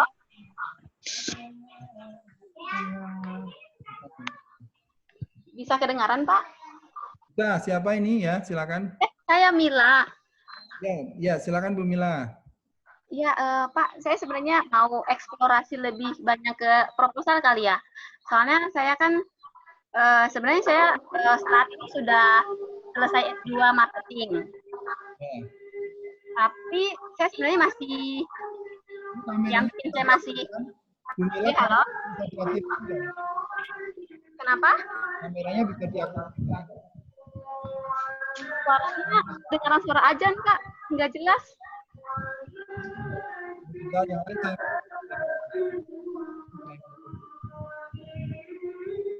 Oke, silakan Bu Mila di-unmute. Mila. Ya. Bu Mila, kameranya bisa diaktifkan, kamera. Kameranya lagi nggak bisa diaktifkan, Pak. Soalnya saya tutup kamera laptop saya. Saya sengaja tutup. Iya, maksudnya dibuka aja biar yang lain bisa melihat dan percakapannya. Saya isolasi kamera laptop saya, Pak. Jadi agak susah dibuka. Oh, diisolasi. Iya, soalnya saya pernah dikirimin email sama kayak hacker gitu. Dia bilang dia nggak dia tutup semua kamera saya pada saat itu sampai detik ini. Yang laptop masih saya sisain. Oke, silakan. Oke. Iya, jadi sebenarnya Pak yang ingin saya tanyakan itu mungkin lebih masih menyangkut sama pertanyaan saya sebelumnya tentang proposal penelitian. Karena saat ini saya sebenarnya sudah lulus dari S2 marketing. Ya. Dan saya sebenarnya lebih termotivasi untuk lanjut S2 sebanyak-banyaknya. Jadi saya ingin eksplorasi S2 di berbagai, maksudnya bidang-bidang lain lah dari marketing. S1 saya hukum. Nah, yang ingin saya ini adalah ketika saya misalnya ingin lanjut S3 gitu, di bidang yang terkait dengan masalah marketing gitu. Nah, itu saya lebih bagusnya saya mengangkat permasalahannya itu di yang hot di negara sasaran, misalnya saya mau lanjut di Turki, atau saya saya lebih bagusnya untuk mengangkat isu lokal gitu, maksudnya ini loh di masalah di tempat saya itu seperti ini yang saya hadapin, atau ya udah supaya dosen profesor di sana tertarik, ya saya ambil masalah mereka gitu. Kira-kira mana gitu yang lebih bagus untuk saya angkat gitu. Oke, baik. Baik, terima kasih pertanyaan bagus ya. Jadi memang kalau pengambilan riset terutama sekali di objek penelitiannya itu memang tidak universitas di luar tidak mengharuskan penelitiannya objeknya di sana. Tapi memang tergantung dari supervisornya, Bu. Makanya dari itu tadi saya tahapan di slide saya adalah mencari profesor dulu, kemudian say hello, kemudian komunikasi awal dulu, kemudian memperkenalkan diri dulu. Memperkenalkan diri. Awal dulu. Saya juga nggak bisa jawab kalau Ibu harus ini, tapi ternyata nanti supervisor di sana menginginkannya beda, karena semuanya masih tergantung depend on supervisor. Gitu. Jadi kalau ternyata nanti supervisornya memang menyuruh, oke lah silakan ambil penelitian coba di Indonesia yang sedang tren apa gitu, nanti diajukan ke saya gitu. Bisa. Kalau supervisornya misalkan, coba Ibu bikin penelitian komparasi antara yang terjadi di Indonesia dan yang terjadi di Turki. Oh, bisa saja. Atau yang ketiga, pihak profesornya bilang kalau penelitiannya di sini aja lah, di sini ada masalah kayak gini, coba nanti Anda angkat. Nah, semuanya tergantung dengan supervisor.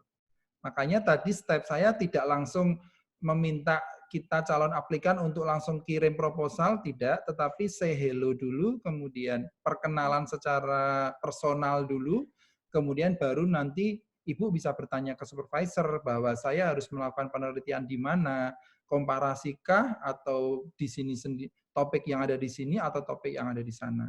Nah, kalau sudah ada kejelasan seperti itu dari supervisor, nanti Ibu akan melangkah di selanjutnya itu lebih enak, lebih yakin gitu. Itu Bu yang bisa saya jawab.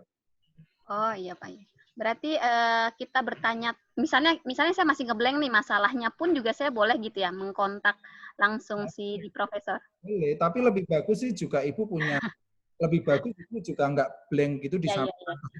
Saya blank Prof itu nanti. Nah, jadi Ibu sudah memiliki ide-ide tadi kalau ide penelitian di Indonesia apa, ide penelitian di sana apa, ide penelitian komparasi apa, itu ide nanti keputusannya tetap ada di supervisor. Tuh. Gitu Bu, ya. Ini ada pertanyaan di chat, Amira. Ya, ya Pak. Tadi maaf sempat terputus. Biasa di sini. Ada pertanyaan yang internet. Bagaimana kalau ambil kuliah lanjutan tidak berdasarkan jurusan yang tidak sesuai, tapi kita yang penting dapat beasiswa luar negeri? Oke, saya jawab nggak mungkin, Bu. Kan tadi saya di awal sudah sampaikan bahwa beasiswa itu akan melihat juga bidang keilmuan kita. Kalau kita misalkan bidang seni, kok apply beasiswanya, kok bidang olahraga, ya mereka jelas nggak mau terima. Ya, jadi saran saya tetap harus pada bidangnya biar beasiswa menerima. Yang penting dapat beasiswa luar negeri. Gimana kita mau dapat beasiswa luar negeri kalau bidangnya aja nggak sesuai, gitu ya. Jadi pertanyaan saya saya balikin lagi. Jadi bukan yang penting dapat beasiswa, justru beasiswa itu akan kita dapatkan kalau bidang yang kita pilih adalah sebidang dengan level pendidikan sebelumnya. Gitu. Oke, ini dari Mbak Rida, ada pertanyaan lagi Mbak Amira? Apa saya jawab langsung ya, jika ingin apply sekolah S2 ke luar negeri, kapan waktu yang pas untuk apply? Apakah harus menyelesaikan S1 terlebih dahulu dan harus memiliki ijazah S1? Atau sudah bisa mengapply sebelum menyelesaikan S1 dan mendekati kelulusan? Oke, kalau saya sarankan beberapa beasiswa itu mensyaratkan ijazah, Bu, nggak transkrip nilai. Seperti UNES sendiri pun juga ketika menerima mahasiswa baru, itu juga syaratnya harus ijazah. Jadi nggak mungkin kalau kita belum lulus mau apply beasiswa keluar. Ya, jadi saran saya ijazah dulu didapat, baru setelah itu melakukan step-step yang kita lakukan. Nah, sembari kita dapat ijazah S2, dapat ijazah S1, kita persiapkan yang lain dulu, kayak proposalnya, bahasa Inggrisnya, dan seterusnya. Nanti kalau sudah apply, kalau sudah saatnya apply, kita sudah lulus, kita lanjut dengan apply. Gitu. Gitu Mbak Amira, saya kira cukup ya. Mana Mbak Amira? Iya, ya, saya kira cukup Mbak. Silakan. Mungkin bisa ada closing. Oke. Atau ada yang mau menyampaikan sekali aja, satu, silakan. Satu lagi, izin bertanya Bapak mengenai motivation letter. Barangkali ada tips untuk menulis motivation letter. Oke. Agar menjadi lebih menarik.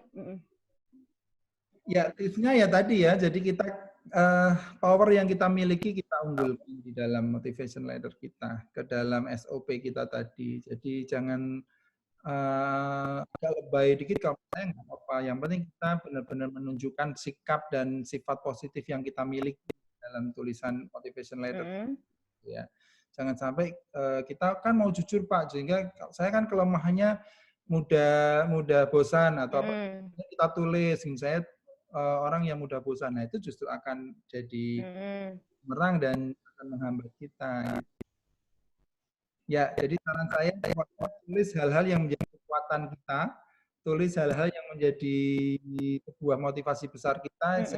Calon supervisor atau calon pemberi beasiswa akan yakin bahwa Anda adalah orang kuat, orang hebat yang bisa diberi beasiswa. Gitu Mbak. Oke. Izin bertanya, berapa lama kurun waktu maksimal setelah lulus untuk daftar beasiswa? Misalkan udah lulus tahun yang lalu, masih bisa atau tidak bisa? Bisa, Mbak. Jawabannya tidak ada kurun waktu. Biasanya hanya usia ya. Persyaratannya hanya usia. Kalau S3 itu biasanya maksimal 35 tahun. Kalau S2 maksimal 30 tahun gitu ya. Kalau postdoc maksimal 45 atau 50 itu. Jadi yang persyaratannya hanya usia, bukan sudah lulus. Jadi saya juga S2 saya sama S3 jedanya hampir 5 tahun. Karena kerja-kerja dulunya itu jadi bukan jeda antara level sebelumnya, tetapi usia yang menjadi syarat. Oke. Silakan Mbak Amira.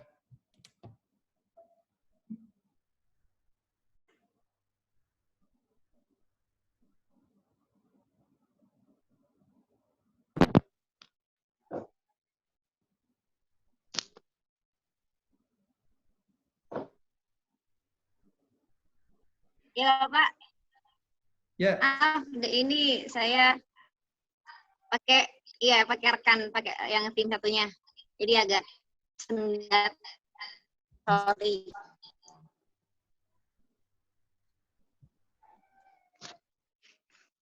Sepertinya cukup ya Mbak Amira. Sudah 1,5 jam. Ya. Mana Mbak Amira? Keputus lagi ya, karena ini mohon maaf, karena ini jauh ya. Jadi jaringan menentukan prestasi ini ya. Itu kita ketemu lagi nih. Udah nyambung lagi. Mohon maaf sekali ya peserta rekan-rekan semuanya. Biasa di sini itu memang terkadang koneksian itu tidak stabil. Tiap jam pun juga tidak stabil, Pak. Jadi ini sudah melewati 2 jam sepertinya ya. Jadi teman-teman saya kasih kesempatan 1 aja untuk bertanya. Ada yang masih ingin bertanya apa tidak? Kawan-kawan di sini yang mungkin masih ingin bertanya perihal tentang beasiswa luar negeri.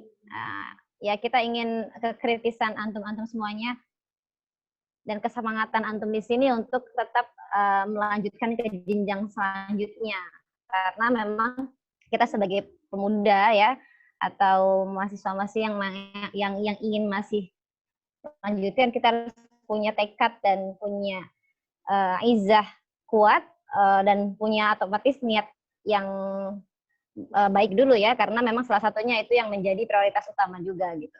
Kalau niatnya sudah melenceng, itu juga akan biasanya mempersendat ya. Jadi untuk proses tahapnya. Ada rekan-rekan yang ingin bertanya langsung, bisa melambaikan tangan. Kalau memang sudah tidak ada, maka kita akan segera closing ya. Kita akan segera menutup webinar ini pada pagi hari ini. Halo? Sepertinya nggak ada. Sepertinya nggak ada nih Pak Farid. Ya, cukup. Sudah. Iya. Oke. Terima kasih banyak Bapak Farid sudah menemani kita selama 2 jam. Ya, 2 jam lebih mungkin. Dan sudah memberikan kita motivasi, arahan-arahan yang step-step yang bagaimana kita bisa meraih atau mencapai suatu keinginan kita. Mungkin satu Pak Farid untuk semua rekan-rekan tips dan sebuah kata-kata yang power lah yang buat kita tersetrum untuk bisa bersemangat lagi ke jenjang perkuliahan atau akademik. Pesan dari Bapak Farid khusus untuk kita semua. Oke, terima kasih. Jadi, ya baik. Masih seperti statement saya di awal tadi bahwa raihlah mimpi Anda setinggi langit. Ya, tidak ada alasan untuk hal-hal yang merasa tidak mampu untuk mencapai cita-cita yang setinggi langit. Karena sudah terbukti banyak orang-orang besar yang dilahirkan bukan dari orang besar. Artinya orang-orang yang dilahirkan pada lingkungan yang tidak mampu, yang dilahirkan pada lingkungan yang di daerah, itu pun akhirnya bisa menjadi orang besar karena kesuksesan mereka menggapai dengan sepenuh hati, dengan perjuangan yang keras, tanpa lelah dan selalu berikhtiar. Karena bagaimana juga keberhasilan manusia itu 99%-nya adalah di tangan Tuhan juga. Sehingga kalau menurut saya berdoa dua hal yang wajib kita lakukan, karena kalau Allah Subhanahu wa taala tidak menghendaki, besar apapun perjuangan kita juga tidak akan terlaksana. Maka dari itu 1% adalah usaha manusia, 99%-nya adalah garis tangan dan adalah izin dari Allah Subhanahu wa taala. Tapi 1%-nya itu walaupun kecil tapi perjuangkan seperti layaknya 100%. Gitu. Jadi rumusnya kayak gitu ya. Jadi walaupun menurut saya kekuatan manusia hanya 1%, 99%-nya di tangan Allah Subhanahu wa taala, tapi yang 1%-nya itu harus kita aktualisasikan, harus kita perjuangkan seolah-olah itu menjadi sebuah angka 100% gitu. Sehingga dengan doa yang cukup kuat, usaha yang cukup kuat, akhirnya kita bisa mendapatkan apa yang kita inginkan di kemudian hari yang berbeda dengan orang lain yang kita lebih unggul dan kita lebih berprestasi. Terima kasih. Saya kurang lebihnya mohon maaf. Apabila Oke, Masya Allah. Ya. Bapak, terakhir ini kita mau screenshot serta semuanya. Jadi rekan-rekan semua bisa nggak untuk on videonya, kameranya? Ya. Ya, karena ada beberapa yang nggak berani menampilkan video karena isu-isu nggak apa-apa. Apa namanya itu sebenarnya hoax ya, tapi ada beberapa yang ya coba di-onin semuanya ke rekan-rekan. Semua ya, smile semua. Mbak Martina atau kemudian Mbak Amalina, Mbak Atif, sebentar. Semuanya Mbak Rina, Mbak Eva. Saya panggil satu-satu biar nggak apa-apa. Ya, ini Pak. Belum pada on semua. Jadi masih tersisa 50 orang. Alhamdulillah. Ya, ini... memang mereka memang malu-malu mungkin. Mas Rozi bolehlah meng-on-kan itu, ada Mas Rozi dari PPMI Pakistan, Mas Alvin juga.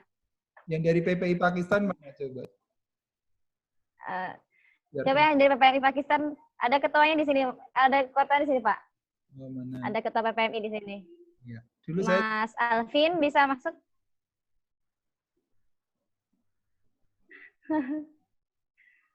Oke, nah apa ini layar pertama? Mas Alvin itu udah kabur. Oke, nggak apa. Layar pertamanya. Oke, layar pertama kita ambil dulu ya. Udah full, penuh. Bentar. Koneksinya. Halo? Ya. Tes. Ya, masuk. Nah. Bentar, Pak. Ini soalnya layar pertama belum penuh semua. Ini ada yang dari Bali juga loh. Ayu dari Bali. Halo Bali. Ini menyebar. Oh iya.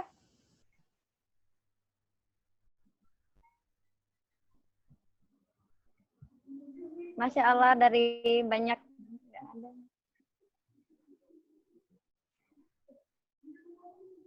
Nggak pada keluar ini videonya. Memang nggak pada keluar. Mas Amar ini adiknya Mbak Amira ini malah nggak mau menunjuk. Amar, halo Amar. Gantengnya nggak keluar nanti. Nggak ada yang ini nih. On videonya. Udah, kalau yang di layar pertama udah penuh ini Mbak. Silakan dibuat apa? Challenge-nya. Disuruh ngapain? Disuruh senyum. Cheese gitu Pak. Senyum seluas-luasnya. Ayo coba semua senyum. Enggak lebarnya ya. Enggak lebar. Senyum seru. Iya, harus senyum karena kalau kita nggak senyum itu sedekah. Senyum itu kan sedekah. Belum terlihat di sini Mbak siapa? Belum full. Mungkin dari Pak Farid kalau udah full bisa minta bantuan untuk screen. Ini tinggal Mbak sama Ainun. Halo Ainun. Ini mahasiswa saya nggak muncul, nggak saya ACC loh skripsinya.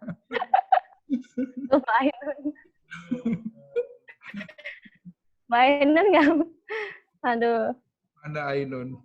Lagi ketemu Habibie kali ya. Ada Mas Asfak juga itu. Asfak, Asfak Rizal, Mas. Iya. Oke, mana lagi ini yang lain? Sebenarnya ini ajang silaturahmi ya, saling kenal ya. Iya, betul. Selain cerdas juga wanita Mas Rozi itu kan, Mas Rozi coba lah di on kan Mas Rozi. Masih available ya Mbak Mira. Sama Mas Alvin. Enggak ya, saya gemes dengan pemain Pakistan ini.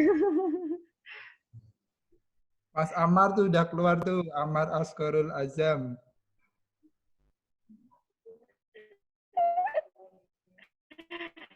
Oh iya Mas Amar. Oke, langsung aja Mbak. Ini sudah yang lain. Oke, sudah. Smile semua ya.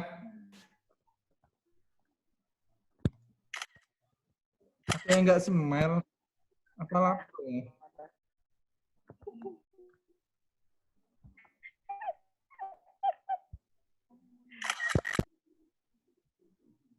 Ini seperti semua soalnya. Oke, lah. Halo, tes.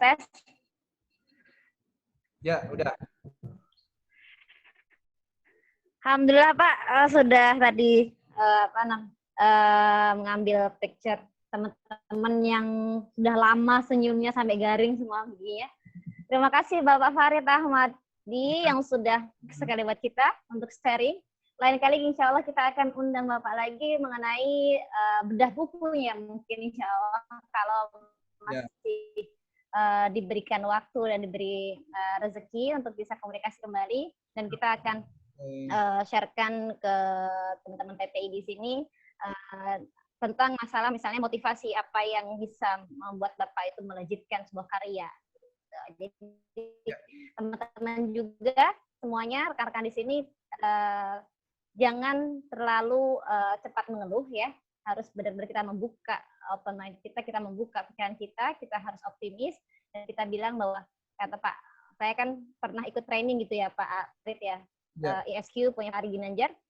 Jadi kata Pak Ari, kalau kita itu mempunyai suatu keinginan atau mimpi, itu harus tinggi gitu. Jadi kalau mimpi kita tuh tingginya hanya sampai atas, nanti jatuhnya cepat gitu. Jadi kalau kita mimpinya itu sampai langit, ke atas, dan sampai manapun, maka jatuhnya kan bisa lah terlalu tidak langsung jatuh gitu kan. Jadi gapailah. Jadi keyakinan ya dan niat itu benar-benar membuat kita menjadi terobosan yang bagus, karena memang untuk keluar negeri pun ini mungkin ada tips sedikit ya untuk keluar di luar negeri pun sendiri pun yang belum benar merasakan bagaimana sekolah di luar negeri, harus mempersiapkan adalah kemandirian salah satunya, dan mental ya, mandiri dan mental kita harus kuat, dan kita harus siap untuk resiko nanti bagaimana sudah berada di luar negeri, karena kita di sana itu memang kita bersosialisasi dengan masyarakat juga di lokal, kemudian sama dengan mahasiswa yang lainnya. Namun kita harus tahu jati diri kita sendiri, kita mau apa, dan kembali ke Indonesia kita itu ingin memberikan sebuah karya untuk Indonesia itu apa gitu. Jadi PR-nya memang banyak. Jadi yang keluar negeri jangan asal-asal untuk saya mau keluar negeri, mau ini saja mampang atau apa ini gini. Bukan. Tapi yang jadi PR adalah bagaimana kita generasi pemuda ya, generasi kita ini masih muda-muda ini mempunyai suatu niat yang bagus, yang benar-benar baik. Jadi punya planning, saya mau nanti ke Indonesia seperti ini, nanti saya bawa. Jadi harus fokus gitu. Itu tips-tips saja ya, yang mau ke luar negeri jangan setengah-setengah. Kalau ingin ke luar negeri harus niatkan yang lebih tinggi ya. Jangan terlalu putus asa dan jangan terlalu mengeluh atau lengah kalau misalnya beasiswa belum diterima di sini atau di sana. Jadi tetap harus semangat. Gitu Pak Farid.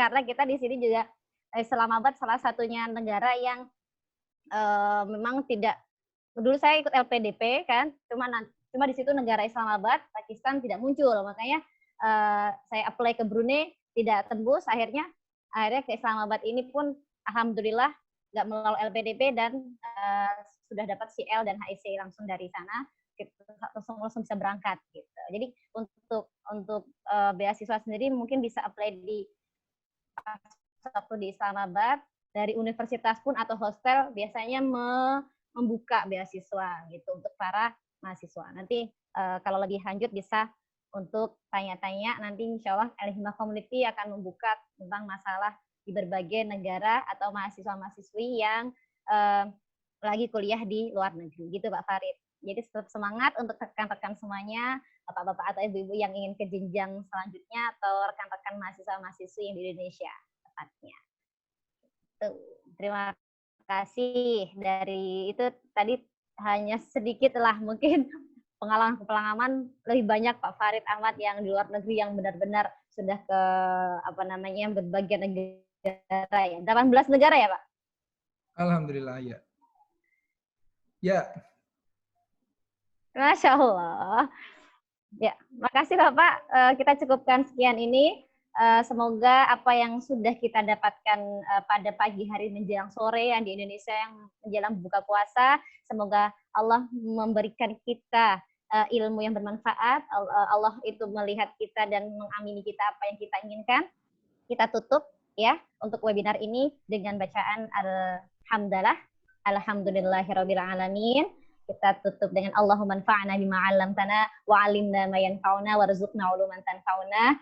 Rabbana zidna ilman warzuqna fahman. Amin ya rabbal alamin.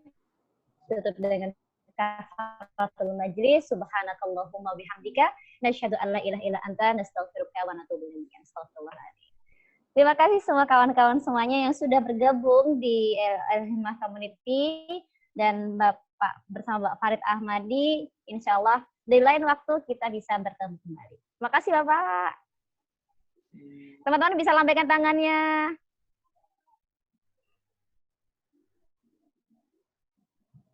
Love.